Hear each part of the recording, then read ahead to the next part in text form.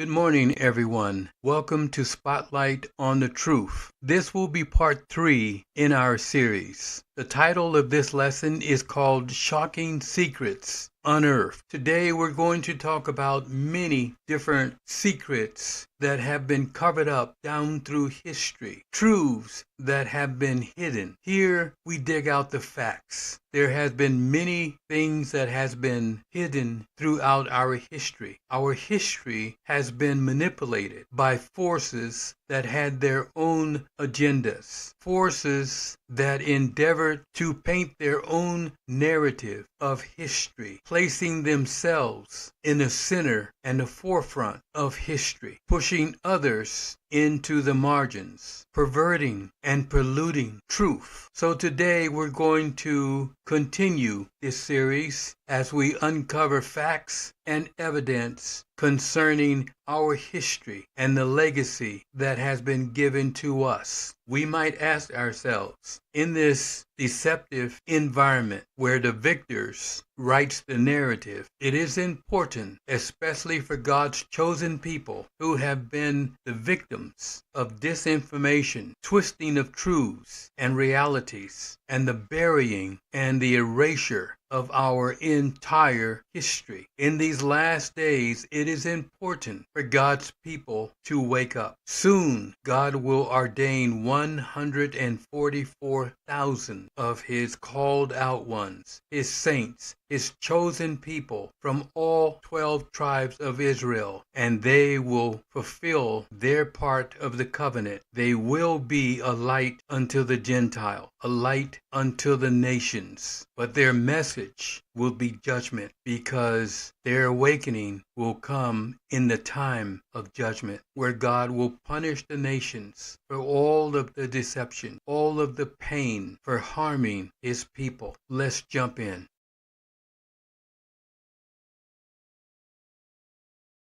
Yahweh, my Alua, I come before you weary, heavy with the weight of this world, its noise, its pressures, its illusions. So much of what I've been told has proven false. So much of what I've pursued has led only to emptiness. But you, Yahuwah, are truth. You are life. You are peace. Break the chains that keep me tied to this false system. Unbind my heart from every lie I've been taught. Strip away every layer of programming, every idol of success, every voice that speaks against your covenant. Let me see this world through your eyes. Let me desire what you desire. Let me reject what you reject. Fill me with the boldness to walk away from anything that keeps me from you. I renounce the lies of Babylon. I no longer belong to its systems, its calendar, its gods, or its names. I belong to you, Yahweh, the Eternal One, and to Yahusha, the one you sent to redeem the lost. Heal my mind from confusion. Restore my soul from weariness.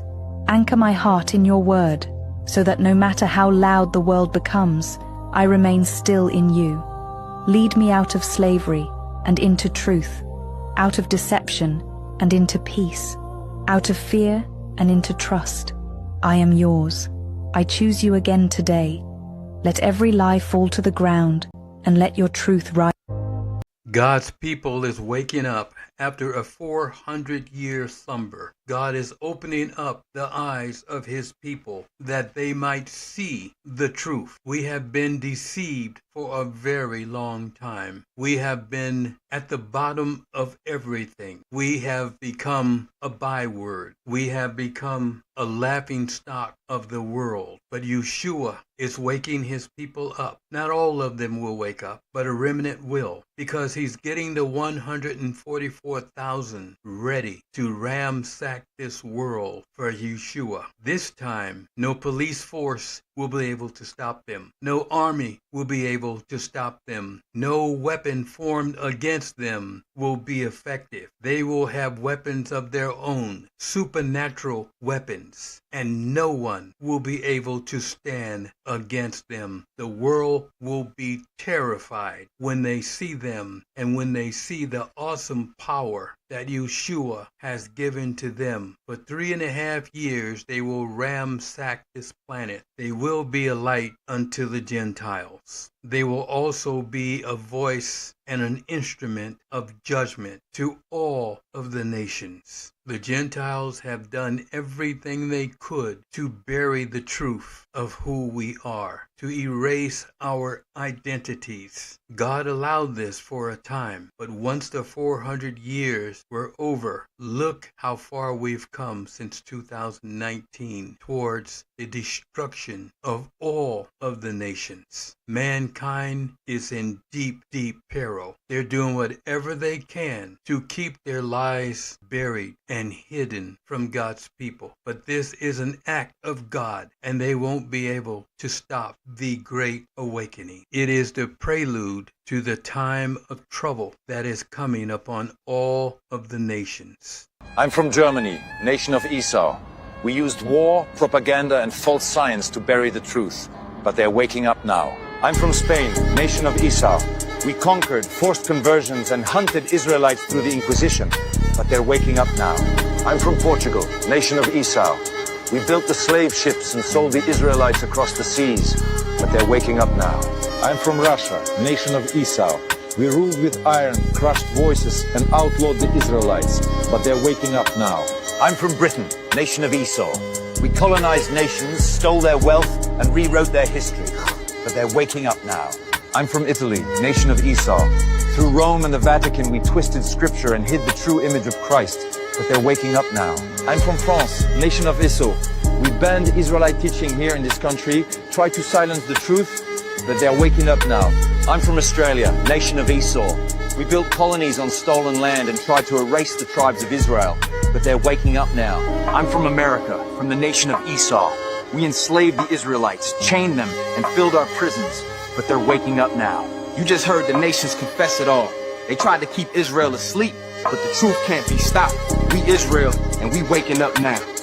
Not all of God's people will wake up. There are those that have been so thoroughly Willie lynched. Their minds have been lynched. Their ears has been plugged. The only images they see are the images that their enemy has placed before them. They do not seek after the truth. They have drunk the Kool-Aid, if you will, of deception, lies, and historical manipulation. They have ingested the entire package of lies, and therefore they're people that Yeshua cannot use in the end time. They will perish with the nations when God comes for Babylon the Great. They're not following Christ in Christianity. They're following the white man. And they've denied everything about their own reality. Damn. They've denied everything about what's pertinent to them. Their own history, their own culture, everything. They give all of that up to follow white man Jesus. You don't, when you deal with so-called black Christians, you're not even dealing with the black man at all.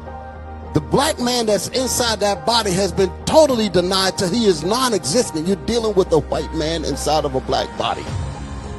That's what you're dealing with. They have totally denied their whole being. Every scripture that deals with slavery, they don't touch it. Anything that deals with the hardships of the things that we went through, they won't touch it.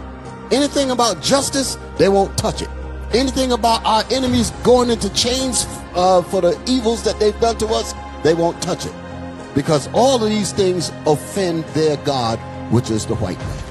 Did you know how we got to a white Jesus? Do you know the background information? Do you know who Caesar Borgia is? He was the person whose image was used to portray a false Messiah. You would think they would have used a more suitable, righteous individual to portray the Messiah, the Creator and the Savior of all mankind. Much of our history is a compilation of lies and distortions. Revelation 12:9 says that Satan in the last days would be cast down, the one who deceives the whole world. He is the master of deception. History has been used as a tool to deceive the people of the world and the people, the chosen people of the living God. That doesn't sit right with you. I'm about to read you this word for word so you don't have to. This information is very researchable. Between 1502 and 1503, Caesar Borgia hired Leonardo da Vinci to be an architect and engineer, in which him and Leonardo da Vinci became intimate lovers in a homosexual relationship. Expressing his love for Caesar, Leonardo painted pictures of him. Caesar's father, Rodrigo Borgia, who later became Pope Alexander VI, under the authority of the Catholic Church elite, had his son's picture up as Jesus Christ in the Western world, and ordered every picture of a black Jesus destroyed. Caesar also had relations with his own sister Lucrezia, and killed his own brother Giovanni in 1497. And this is the man whom the Catholic Church gave their consent to allow his picture to be put up, and to be portrayed as Jesus Christ. I can't honestly believe that I'm from the tribe of Judah and once hid out in ancient Egypt, which is in northern Africa. All 12 tribes look the exact opposite of me, but yet the masses are still dancing around in Wonderland. I and those who help me push strong delusions have an agenda which includes mixing up the tribes. Matthew the 13th chapter tells you how the wicked one sows tares all over the world, which is his offspring. Watchman and Deborah have pulled together some facts that will hopefully get your attention. Don't deceive yourself with foolish lies. Where are the 12 tribes of Israel today, and who are they? Though many believe that the so-called Jews represent all 12 tribes of Israel, the fact is they don't represent any of the tribes. They are actually Jewish converts to a religion called Judaism. They are not the descendants of Jacob, the father of the Israelites. So if they are not, how can we identify who they are today? Here are some biblical clues that will help you to identify who the 12 tribes are. Deuteronomy 28, verse 45 and 46.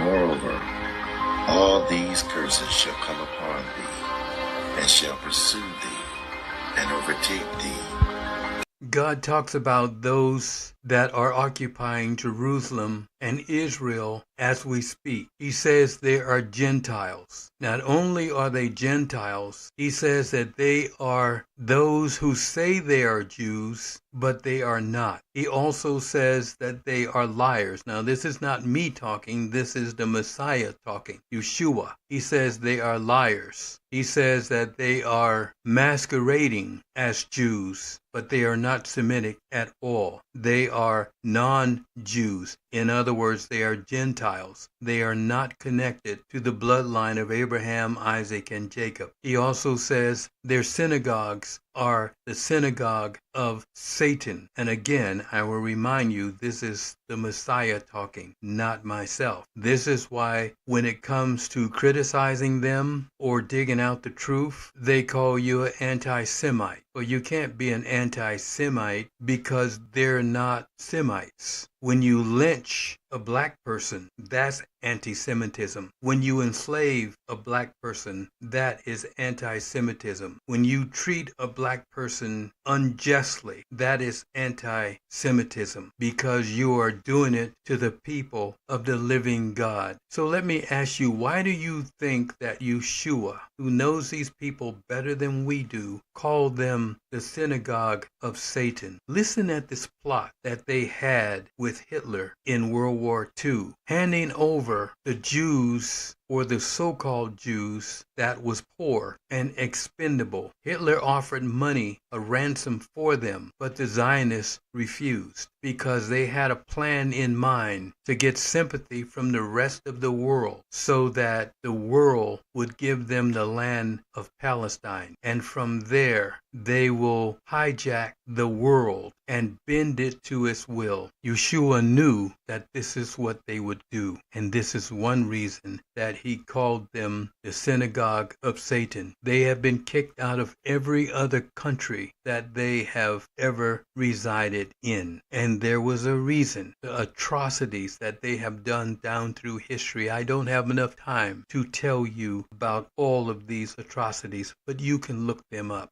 The Zionists are actually a neo-fascist cabal that is trying to destabilize the Middle East and destabilize the world, and they're basically a parasite within the United States political system that is making the United States into a vehicle for war and waste. Israel is an invented state. The Zionists have perfected the use of hate speech and information manipulation in order to conceal history. Poland is absolutely right.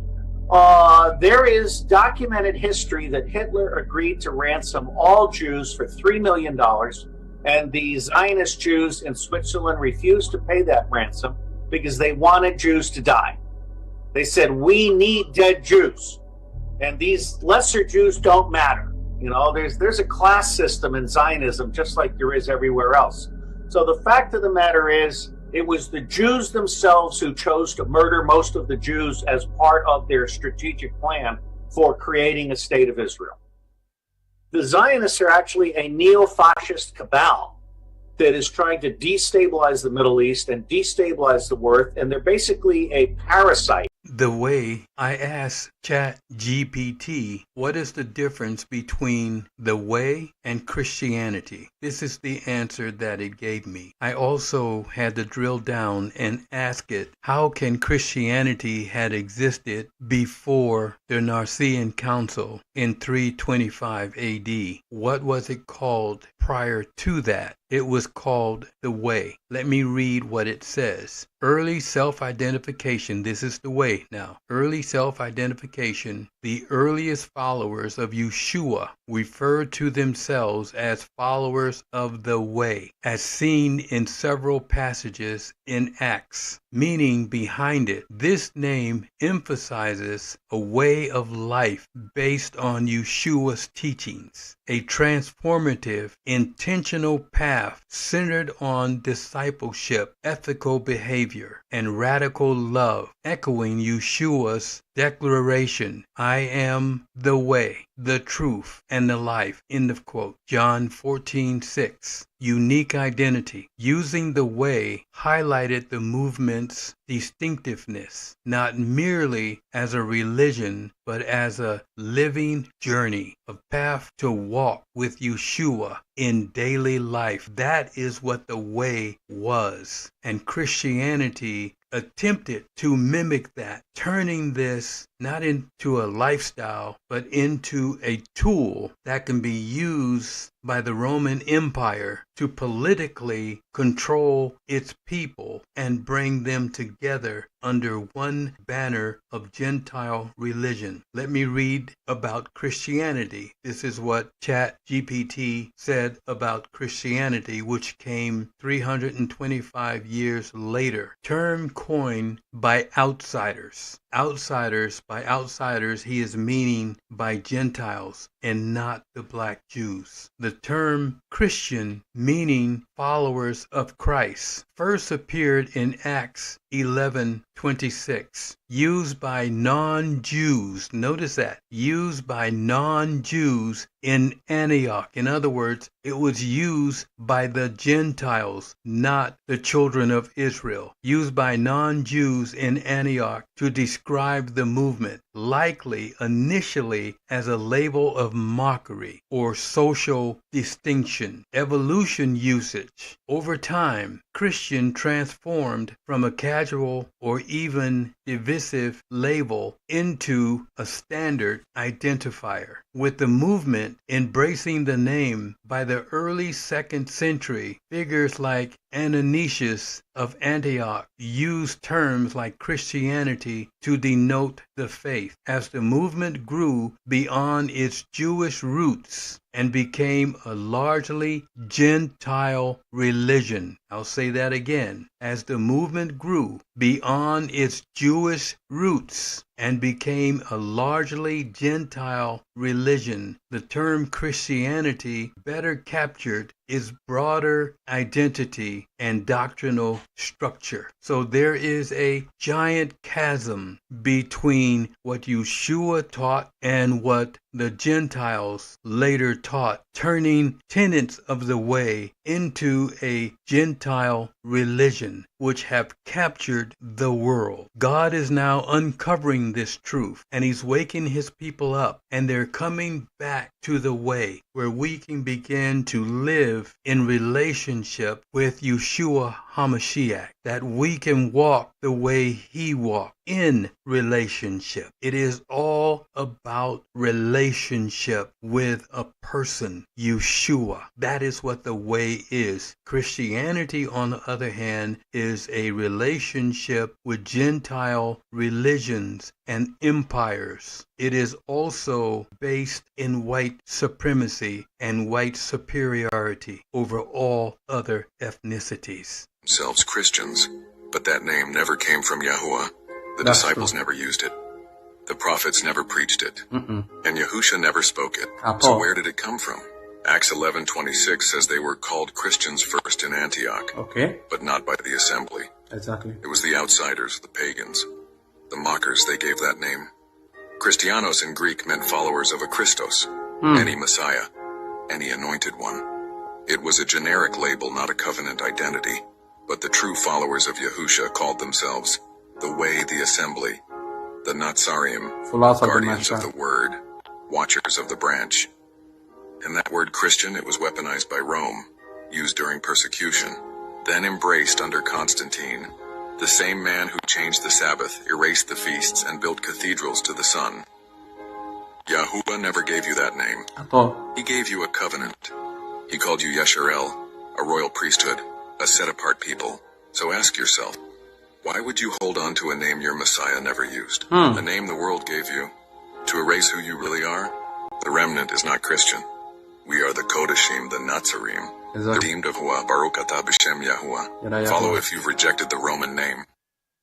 We are fearfully and wonderfully made. We are a unique people. There was a day when we were walking lockstep with our God. No nation could stand against us. One man could defeat 1,000 soldiers. One man, one Israelite. This is why the world fears us. They remember, they know who we are. That is why they have went through so much trouble to try and bury our identity, our lineage, that they might try to bury every single piece of history that links us to our God, to our heritage, and to the covenant that God made with the apple of his eye. We are the first people. We are the entirety of humanity wrapped up in a melanated package. Yes, we have the entire package of the human genome that can make any other ethnicity from that genome. God has given us great gifts, and they've been modeled throughout our time of captivity in spite of our bondage. We are the apple of God's eye, and one day we will rule the world under Yeshua.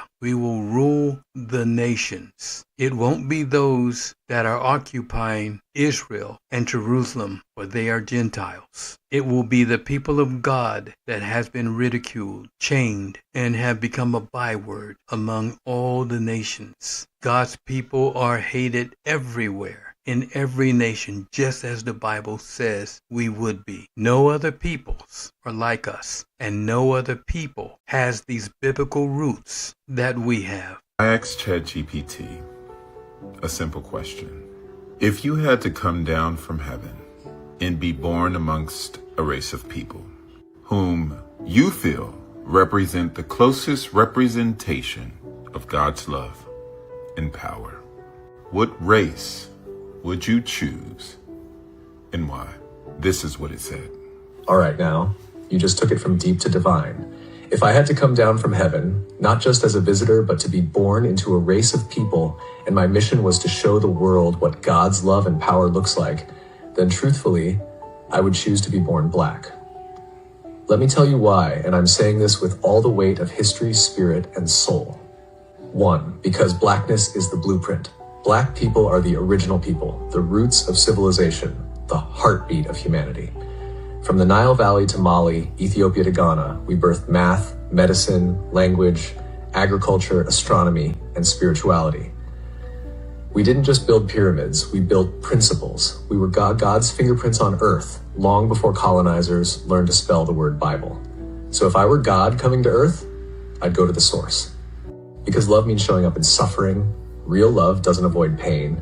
it enters it. And black people have been through every kind of cross imaginable. Slavery, colonization, apartheid, lynchings, mass incarceration, cultural erasure, economic theft. And still we rise. We sing, we dance, we build, we love, we forgive. That's resurrection power. That's Christ-like endurance. That's what it looks like when you can't be buried, only planted. Because God's power moves through the rejected. When Jesus came, he didn't come as Roman royalty. He came through a poor, colonized, brown-skinned Jewish people under imperial rule. Why? Because God always chooses the oppressed, not the oppressor. Today, black people mirror that story, unjustly criminalized, economically exploited, spiritually demonized, yet still the most creative, most resilient, most magnetic people on the planet. If you want to show the world what unstoppable love and divine strength look like, you come as black. 4, because black people know God intimately, not through books alone, but through the fire, through the cotton fields, through the gospel choirs, through the hush harbors, the prison cells, the marches, the mama's prayers, and the I don't know how we made it, but God did. If God's power is made perfect in weakness, then being born black is the greatest display of divine power and love this world has ever seen. So yeah, if I'm coming down from heaven, choosing a people who embody God's heart, who radiate his strength, who fight with hope and love like warriors, I'm being born black. Because in the black experience, you don't just learn about God, you become a living testimony. Yes, the king is coming, and he's coming full of wrath. He's coming to revenge and rescue his elect, his chosen ones. He's coming to mete out the punishment to the nations. He's coming to end the colonial reign of Babylon the Great over his people. Babylon the Great have gotten so prideful that it says, I sit on my perch and no one can knock me off. I have powerful weapons. I am rich. I am in need of nothing from a black Messiah. But God says you don't know that you are wretched and you are poor and you are guilty of the most heinous crimes against my people. And I have promised to do to you what he has done to Pharaoh and the Egyptians. He says, let my people go. If you don't, you will face me. But even if you do, I will still destroy you because of what you have done to the apple of my eye. The message from the throne room of Yahuwah has been sent. Woe to the inhabitants of the earth, for Satan has come down like a roaring lion, seeking whom he may devour, because he knows his time is short. This weekend, all across America in major cities, uprisings filled the streets. A shift took place. As we move from summer into fall, there are waves that are coming. Waves of disaster, waves of judgment, waves of chaos, waves of pestilence and disease, waves of war, and waves of deception. You only have a split second to enter the ark of safety. For men's hearts will fail them in that day, fail them for fear, looking after the things that are coming upon the earth. The storms cannot be predicted. The projections cannot be trusted. What's coming is unprecedented, but many will not hear. They are bound to Babylon, trusting in supermarkets, hospitals, banks, and systems that are already collapsing. Yet, Yahuwah alone is our source and our provider. This fall, it begins. First, the waves will strike. Then the ripples will shake economies. Then comes the war. Get ready. Prepare your mind. Guard your spirit. Strengthen your body. For the King is coming with power and great glory. It's very interesting that the most powerful country on earth right now is not mentioned in the end time scenario. I believe it's because the head of Babylon the Great will be cut off. The book of Revelation and the book of Daniel talks about the other horns or the other leaders of nations that used to be allied with the United States will confederate against the United States, and they will destroy it. Many other nations, powerful nations that thought they were invincible, but they were destroyed, many of them in a very short period of time. Some of them was destroyed even in a day. So hang on to your hats, folks. Yeshua is coming back, but he's not coming back as a lamb. He's coming back as a warrior, and he is going to destroy Babylon the Great, the whole anglicized system of oppression against his people. He will destroy it. A new world order is coming. Look what has happened in China a few days ago, where the leaders of some of the most powerful nations on earth had a summit. They got together. They are consolidating and showing off their might and their power. And guess who they're showing it to? The United States. They're saying, we don't need you anymore. We have our own commerce. We have our own trading partners. We can trade amongst ourselves, leaving the United States isolated and uncovered and bare. Why isn't America in the book of Revelation? Like seriously, you flip through the whole thing and there's wars, nations, kings, judgments, even specific places like Israel. But the most powerful country in the world? Nothing. It's weird, right? I mean, America has been leading the world for decades in military, in money, in influence. So if the end of the world is going down, wouldn't the US be involved somehow? But maybe, just maybe, the reason she's not there is because she fell. Let me break this down with just 2 verses. Simple, no fluff. First one, Proverbs 14 verse 34. Righteousness exalts a nation, but sin is a disgrace to any people. Boom. That one line already explains a lot. See, when a nation follows God, he lifts it up, gives it peace, power, protection. But when a nation turns its back on God, it's like pulling the plug on itself. Just think about where America is right now. We've taken God out of schools, out of laws, out of families. People mock the Bible on social media. We celebrate stuff God clearly said is wrong. And even in church, some folks are preaching feelings instead of truth. Let's be real. If any nation keeps pushing God out, how long do you think he's going to let it stand? This verse makes it clear. Sin brings disgrace, and disgrace leads to downfall. So maybe the reason America is not in Revelation isn't because the Bible forgot her. Maybe it's because she destroyed herself spiritually before the final events even began. Now the second verse. Revelation chapter 17 verses 15 to 16. The waters you saw where the prostitute sits are peoples, multitudes, nations, and languages. The beast and the 10 horns you saw will hate the prostitute. They will bring her to ruin, leave her naked. They will eat her flesh and burn her with fire. This part is heavy. Revelation talks about this woman. People call her Babylon the Great. She represents a powerful, rich, sinful system. Some say it's a city, others say it's a nation, maybe even a world empire. But catch this, she used to be powerful. She used to influence everyone. But at the end, she gets betrayed by her own allies. They burn her, leave her empty, destroy her. Now, I'm not saying this is America for sure, but a powerful nation that used to lead the world, known for wealth, pride, and corruption, taken out by the same powers she once led, it's kind of sounding familiar. So here's the point.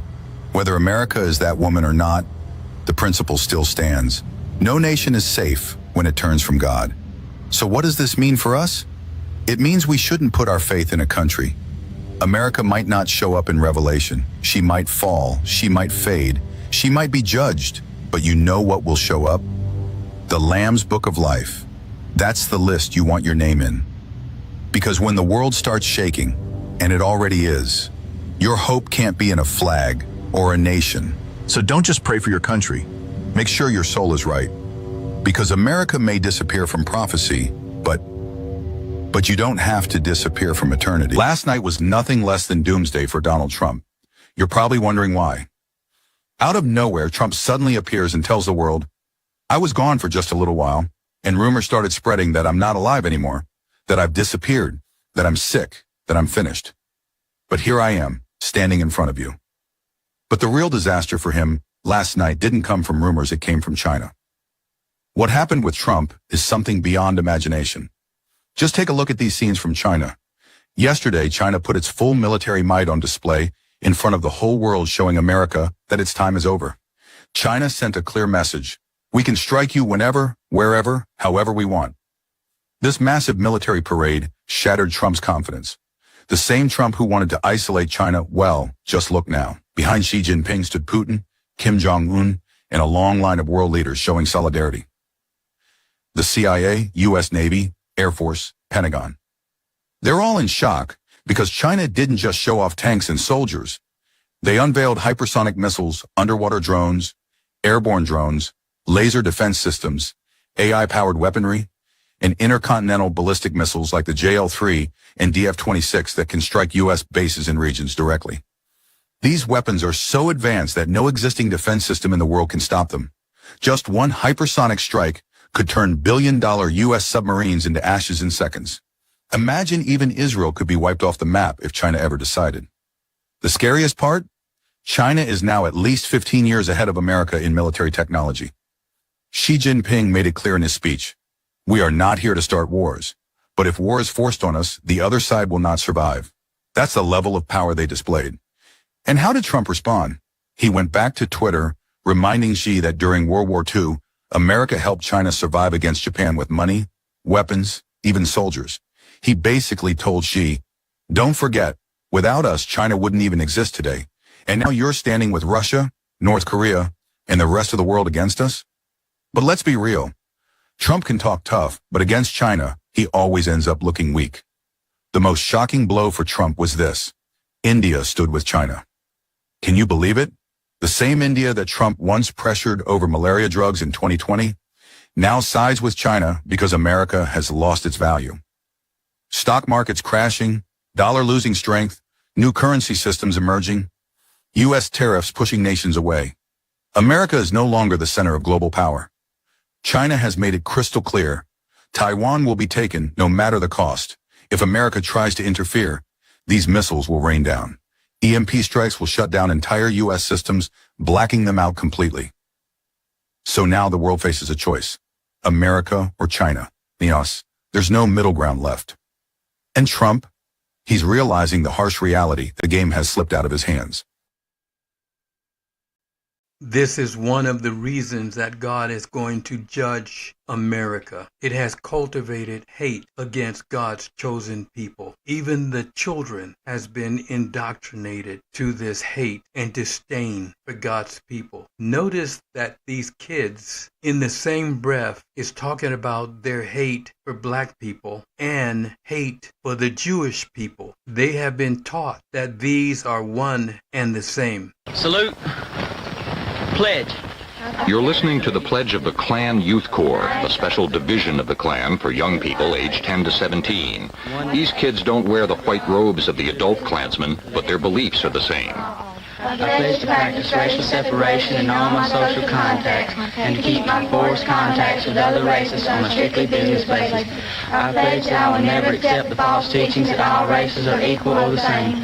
I pledge that I will immediately go to the aid of any white person being attacked physically or verbally by a person of another race. I pledge to fight for complete separation of all the races in America and recruit others to do the same. Randy, there's a lot of young people out there who probably don't know too much about the Klan. I wonder if you could tell us, what does it mean to you? It stands for white supremacy, to fight the communists, fight the niggers and the Jews, and the Vietnamese and everybody, all the Jesus coming to America, and it means, white supremacy. It is interesting watching these people who are claiming to be something that they are not masquerade around as to what they think a Jew would look like. This is how you can tell a man that is trying to be a woman. He dresses up, He may even get the surgery. Walking down the street, you can always tell because they overdo it. They overdo the walk of a female. They overdo the mannerisms of a female because they're trying to impersonate something that they are really not. And so they try to radiate that false image and portray that false image a little bit too much. This is what these people who are claiming to be Semitic Jews, they are not. They are playing a role. They are putting on costumes. To me, it looks like a Halloween show. If they weren't so evil, it would be funny. Yeshua calls them the synagogue of Satan. He calls them imposters, people masquerading as his people, people who have taken the identity of his true chosen people. They have caused the world to reject the true people of the living God, the true Israelites. This is why anytime you say anything about any of them, people lose their jobs, they lose their livelihoods. Many of them lose their lives or their freedom. If they are who they say they are, why are they so touchy about criticism? I'm sad, man. I'm sad watching my brothers and sisters naively support the synagogue of Satan, acting as though they're biblical Israelites. Those are not the biblical Israelites. I'm sad and I'm disappointed at all the stupidity that's going on from people that say that you're supposed to do this, misconstruing, distorting, and changing scripture when it never ever once states to support the modern state of Israel. Ever once.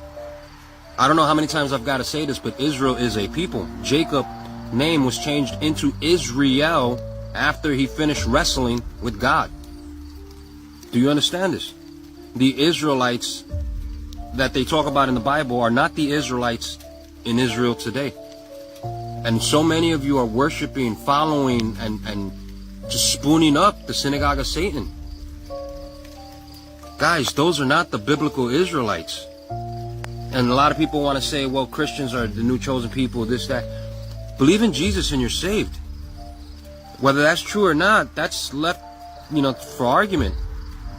But those people in Israel right now are not the true Israelites. Those are synagogue of Satan, the SOS. And you Western Christians are dumb for believing in that because it's not true. Historically speaking, search it, check it. They're not. And it's fine. In Revelations it says, right? They'll come up, the lion with an eagle's wing. What do you think the operation in Israel was in Iran? And I'm not supporting Iran. Iran has done some atrocious things. I'm just very against people who say they have the moral upper hand and worship God using literal synagogue of Satan to support their narrative of peace when we all see what's going on. And then Trump wants to say, well, the bully Iran. Really? There's only one people bullying people, the devil Netanyahu, who for over 20 years has stated that Iran is going to be close to doing something. The reason so many people in the 2000s were wrongfully exiled from the military when they spoke up against the Iraqi war, but Trump, you didn't have to worry about that because you never enlisted. You dodged it numerous times. You didn't even try. Now you want to go because they have evidence. All these people have evidence of all this stuff, and you guys want to side with Israel, the United States of Israel. A false Israel, not even the real Israelites in the book.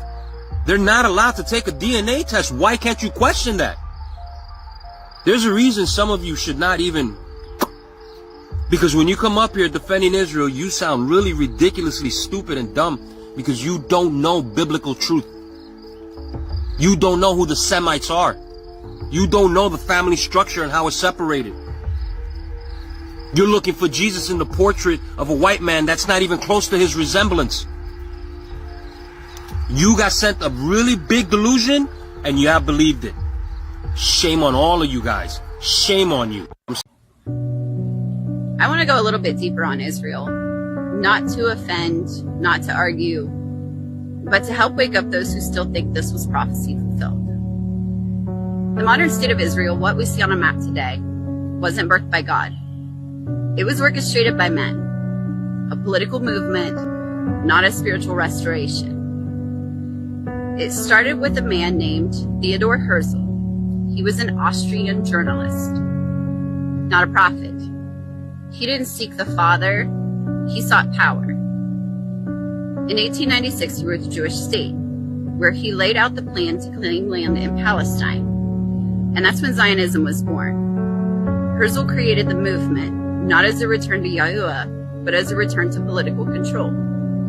Zionism was never about the covenant. It was about claiming land and identity by force. He said, he will take Palestine by diplomacy or by force. And even worse, he said, we shall try to spirit the penniless population across the border. What's that mean? Remove the poor, exploit the land, call it holy. That's not a move of Yahuwah. That's a man rewriting the map and calling it divine. And in 1948, the United Nations, not the Most High, declared Israel a state. These people calling themselves Jews do not share the history of God's chosen people. First of all of these things happen in Africa. Remember, what they call the Middle East in biblical times was called Northeast Africa. The Old Testament is our history book. It tells of all of the times that God punished his people, putting us into captivity for disobeying him. This happened over and over again. There is no other group of people, no other ethnicity that even comes close to the history that God foretold that would happen to his people. When you ask people, for example, what color was the Egyptians, they will tell you, well, it was a multicultural situation. When you ask them, how could the Messiah hide in Egypt amongst black Egyptians that we knew was black at the time? The Egyptians that are there now, they came around 600 AD during the Islamic Revolution. But before that, they were black. The answer that's often given is that it was a multicultural situation in those areas. This is why the Middle East was created, to support that narrative. But it is simply a lie. It is simply not true. We have a unique history, and it aligns perfectly with what the scriptures say, prophetically and historically. These people claiming to be Jews, they could not even live in the continent of Africa because of malaria and other diseases that they have there, that God's people, having melanin and the sickle cell trait, are impervious to dying from many of these diseases. Unlike the Anglos that are claiming to be Jews, they cannot survive in that environment without quinine pills and other things that were created in modern time. Judah, they made us build pyramids under lashes and sun, but our cries reached the heavens. We Judah, taken to Babylon, forced to bow to golden gods or face the fire, but we never forgot our power. We Judah, under Persia's rule, told to keep silence, but Mordecai stood tall, so we never bowed. We Judah, made to fight in Greek colosseums, stripped of language and law, but our spirit didn't break. We Judah! Rome pierced us with steel and crowned us with thorns, but prophecy said we would rise again. We Judah, picked cotton till our hands bled, sung songs of Zion at night, and prayed for justice to come. We Judah, marched, got hosed, beaten and jailed, but never gave up the dream of freedom and truth. We Judah, labeled thugs, targeted by cops, profiled in stores, still surviving the system built to crush us. We Judah, we faced Egypt, Rome, jails, guns, but now the prophet's rising again, and we waking up now. We Judah. It is the fact that in the time of Moses, Egypt was inhabited by black Africans. Many times the Israelites were mistaken for Egyptians because they looked the same. This happened over and over and over again down through history. Now the Anglo world, trying to hedge their position and hide behind a litany of lies, they try to deceive you by saying, well, this is possible because it was a diverse society. Africa Africa has never been a diverse society because it's a continent that has an environment suited only for God's chosen people, those with deep melanated skin. Any other ethnicity would die out very, very quickly in ancient times. Listen at these series of facts in these next two videos, and then we will close. I want you to go in a place where you're alone, where you can think about these things. This is how we wake our mind up and shake off the lies and conditioning that have chained our mind and blurred our vision. Let's begin with fact number 1. The Israelites were black, and the Bible never tried to hide it. One of the clearest early clues comes from the life of Moses. In Exodus 2:19, after rescuing a group of Midianite women from harassing shepherds, they return to their father and say, "An Egyptian rescued us." But Moses was not Egyptian. He was Hebrew, born to a Levite mother, hidden in a basket, raised in Pharaoh's palace. So why did these women, daughters of a Midianite priest who likely knew the difference, call him Egyptian? Because to the eye, there was no difference. Moses, like the Egyptians, had skin, features, and bearing that marked him as African. In the ancient world, the Egyptians were described without ambiguity. Herodotus, the 5th century Greek historian, called them melanchros, meaning dark-skinned, with woolly hair. Their own tombs confirm it. Frescoes in Luxor, Karnak, and Saqqara show figures with deep brown skin, broad noses, and tightly curled hair, including scenes depicting Semitic labourers indistinguishable from native Egyptians. If Moses could pass as one of them, what does that tell us about the Israelites? He was not the only one. In Genesis, Joseph is sold into Egyptian slavery by his brothers. Years later, as Viceroy of Egypt, he speaks to them face to face, and they do not recognize him. They had grown up with him. They knew his voice. And yet, his Egyptian identity was so complete, so visually seamless, that they were blind to the truth. Fast forward to the New Testament. Acts 21:38. Paul, seized in Jerusalem, is mistaken by a Roman commander for an Egyptian rebel. Not a merchant, not a traveller, a revolutionary from Africa. 3 men, 3 moments, 1 pattern. These are not throwaway details. They are breadcrumbs, hidden manna, scattered across the pages of Scripture for those willing to see. Lamentations 4:8, written in the ruins of Jerusalem, describes the people this way: their visage is blacker than coal. A metaphor for suffering, yes, but only sensible if the people were already dark-skinned. And then there's Song of Solomon 1:5-6. I am black but beautiful, do not gaze at me because I am dark. Spoken by a woman of royal lineage, loved by a king, this line has been mistranslated, softened, even reversed in tone by later scribes, but the Hebrew is clear. It is not a confession of shame, it is a celebration of identity. And yet, for centuries, these verses were obscured, allegorized, spiritualized, repainted. By the time European empires wrapped themselves in religion, the faces of Israel had been rewritten. Pale skin, thin lips, northern eyes, cast in marble and draped across chapel ceilings. Michelangelo's Moses, Da Vinci's apostles. They mirrored the patrons who commissioned them, not the people of the book. But the Bible had not changed. The truth remained, not in the headlines of doctrine, but in the footnotes, in the margins, in the casual assumptions never challenged. Moses, mistaken for an Egyptian. Joseph, hidden in plain sight. Paul, assumed to be African.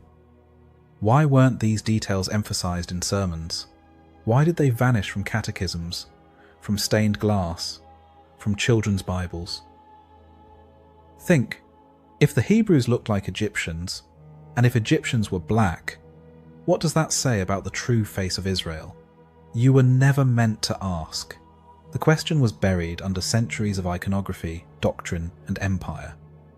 But the scripture kept whispering. The Bible refused to be silenced. Lamentations did not just speak of destruction, it spoke of skin turned coal-black by famine. Song of Solomon did not begin with theology, it began with complexion. These were not metaphors, they were memories. And the erasure of that memory was not a mistake. It was a design. You were raised on 66 books. But what if your ancestors read them differently? Not just in language, but in face. Early Christian art found in Rome's catacombs shows apostles with dark skin, curled hair, Eastern features. Before the empire repainted the faith, the truth was still visible. In art, in oral tradition, in the dust of the land. But over time, those images were buried. Not because the Bible changed, but because power demanded a different face. We must ask, who benefits when the chosen people are whitewashed? Who profits when Abraham is stripped of his African roots? When Solomon is pale and Paul looks Roman? The erasure was not theological. It was political. It was the reshaping of God's image to match the empire's mirror. Moses was cast in marble, but he was formed from dust. And dust remembers. This is not just a matter of race, it is a matter of covenant. If Moses, Joseph, Paul, and Solomon bore the marks of Africa, then their erasure was more than racial, it was spiritual. A silencing of the image of God's people, and that silencing left fingerprints. In the translations, in the art, in the silence of seminaries that never asked why Egypt welcomed them so easily. But this is only the first truth. The deeper we go, the more the veil lifts.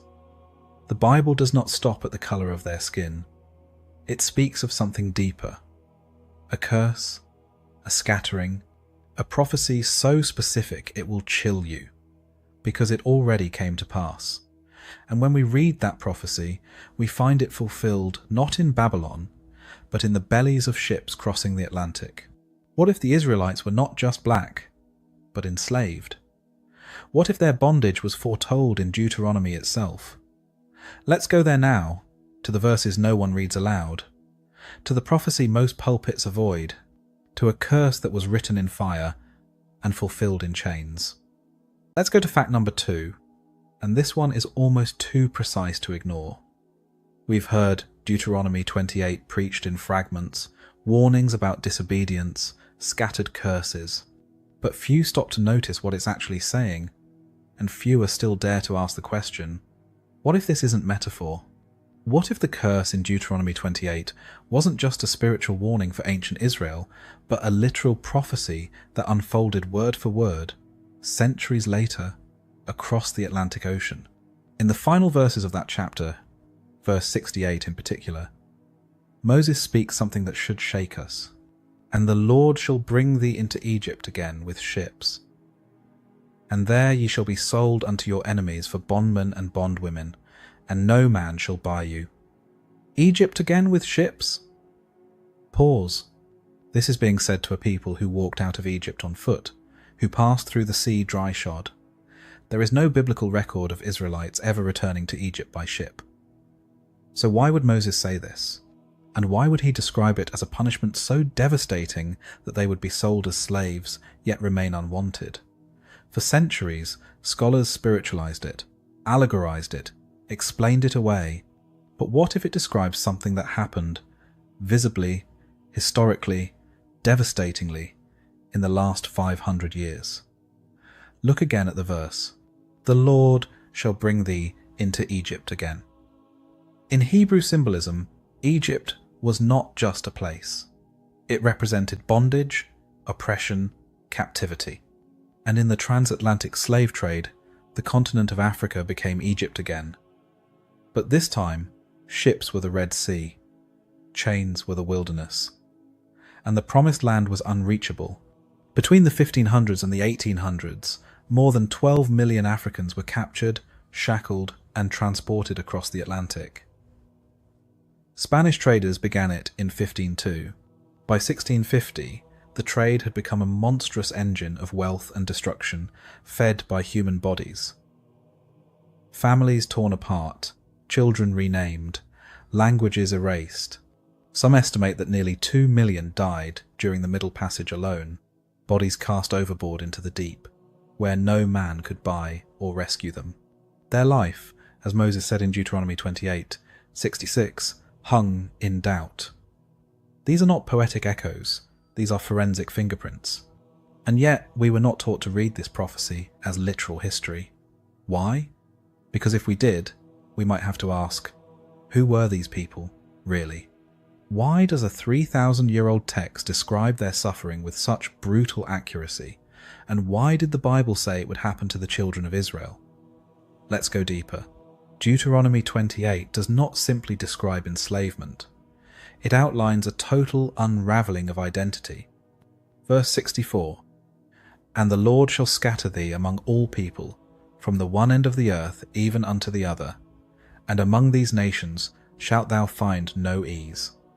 That's not just movement, it's exile, forced scattering, a prophetic diaspora. And throughout the African slave trade, that's exactly what happened. Africans were not just taken, they were scattered across continents. To the Americas, the Caribbean, South America, the Middle East, they were renamed, given new gods, their past erased with fire and baptism. In the United States alone, enslaved Africans were stripped not only of freedom, but of language, scripture, and memory. They were taught to see Christ in the image of their captors, and Deuteronomy 28 says this would be the fruit of a covenant broken. But here's the part almost no one preaches. This curse is not aimed at just anyone. It is directed at the children of Israel, the chosen people of God. And if this curse matches the slave trade so precisely, then we must ask, were those taken across the sea not just Africans, but Israelites in exile? It's a question that has haunted revival tents and academic halls alike. Some dismiss it, others whisper it. But the Hebrew Israelite movement does more than whisper, they testify. They point to this chapter, Deuteronomy 28, not as an allegory, but as an ancestral memory, a prophecy fulfilled in flesh. Could they be right? Could the transatlantic slave trade be the fulfillment of Moses' ancient warning? Let's weigh what else the chapter says. Verse 48, "Therefore shalt thou serve thine enemies which the Lord shall send against thee, in hunger and in thirst, and in nakedness, and in want of all things." That's not abstract, that's plantation life. That's sugar fields in the Caribbean, cotton rows in Mississippi. Verse 41, "Thou shalt beget sons and daughters, but thou shalt not enjoy them, for they shall go into captivity." This is the trauma of enslaved families sold apart, parents never seeing their children again.